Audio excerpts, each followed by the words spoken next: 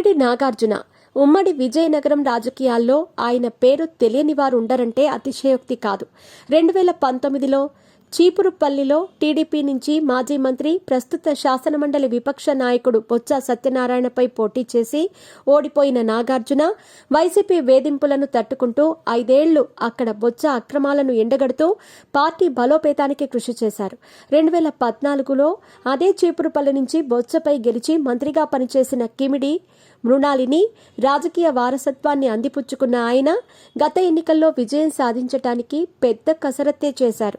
విజయనగరం జిల్లా టీడీపీ అధ్యక్షుడిగా జిల్లాలో బొత్స ఆధిపత్యానికి గండి కొట్టడానికి అలుపెరుగని పోరాటం చేసిన కిమిడి నాగార్జునకు గత ఎన్నికల్లో టీడీపీ టికెట్ ఖాయమని, ఖచ్చితంగా ఆ యువనేత బొత్సకి చెక్ పెడతారని తెలుగు తమ్ముళ్లు భావించారు.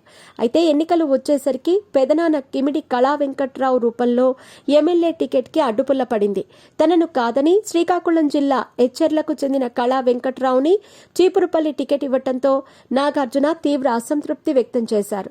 అయితే నారా లోకేష్ టీంలో మెంబర్ అయిన నాగార్జున అధిష్టానం బుజ్జగింపులతో మెత్తబడ్డారు. చంద్రబాబే తమ నాయకుడంటూ స్టార్ క్యాంపెయినర్గా ఉత్తరాంధ్రలో ప్రచారం చేశారు. పార్టీ అధికారంలోకి వచ్చింది. నాగార్జున నామినేటెడ్ పోస్ట్ గ్యారంటీ అని భావించారు. ఫస్ట్ లిస్ట్లోనే కిమిడి నాగార్జున పేరుంటుందని ఆయన అనుచరులు ఆశగా ఎదురుచూశారు. అయితే నామినేటెడ్ పదవుల 2వ జాబితాలో కూడా ఆయనకు స్థానం దక్కలేదు. ఎన్నికల ముందు నాగార్జునకు న్యాయం చేస్తామని స్పష్టమైన హామీ ఇచ్చిన అధిష్టానం ఎలాంటి ప్రాధాన్యత ఇవ్వకపోవడంతో దీంతో ఉమ్మడి జిల్లా పొలిటికల్ సర్కిల్స్లో ఆయన ఫ్యూచర్పై హాట్ చర్చలు జరుగుతున్నాయి. ఎక్కడ చూసినా నాగార్జునకి మళ్లీ అన్యాయం జరిగింది అన్న చర్చ మొదలైంది. విజయనగరం యాసలో చెప్పాలంటే పాపం ఆ గుంటడికి మళ్లీ అన్యాయం జరిగింది. ఈసారి ఏటీ ఇవ్వలేదు. నిజంగా పనిచేసేటోడికి ఎప్పుడూ న్యాయం జరగదు. ఆళ్ల పెదనాన్న కళా వెంకట్రావు గాని సెడగొడతాడేంటి అని నాగార్జునపై తెగ జాలి కురిపించేస్తున్నారు. మరోవైపు నాగార్జున ఇటీవల కాలంలో నియోజకవర్గంలో ఎక్కడా కనపడటం లేదు. పూర్తిగా విశాఖకే పరిమితమై అప్పుడప్పుడు జిల్లా పార్టీ అధ్యక్షుని హోదాలో జిల్లాల్లో జరిగే కార్యక్రమాల్లో మాత్రం కనిపిస్తున్నారు.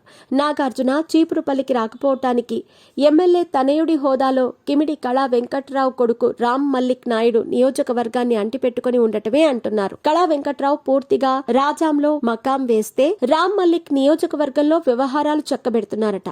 దాంతో అభిప్రాయ భేదాలు ఎందుకులే అనుకున్నారేమో నాగార్జున చీపురుపల్లి వైపు కన్నెత్తి కూడా చూడటం మానేశారు. ఓ పక్క ఎమ్మెల్యే టికెట్ లేదు, మరోవైపు నామినేటెడ్ పదవి లేదు, ఇంకోవైపు నియోజకవర్గంలో పర్యటించే అవకాశమూ లేదు. దీంతో నాగార్జున భవిష్యత్తుపై జిల్లా వ్యాప్తంగా తెగ చర్చించుకుంటున్నారు. అయితే టీడీపీ అధిష్టానం ఆయనకు సరైన సమయంలో సరైన పదవి కట్టబెడుతుందన్న అభిప్రాయం వ్యక్తమవుతుంది.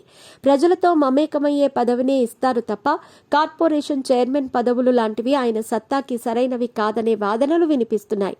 ఈ క్రమంలో వచ్చే స్థానిక సంస్థల ఎన్నికల్లో జెడ్పీ చైర్మన్ పదవి ఆయననే వరించే అవకాశాలు పుష్కలంగా ఉన్నాయనే టాక్ నడుస్తోంది.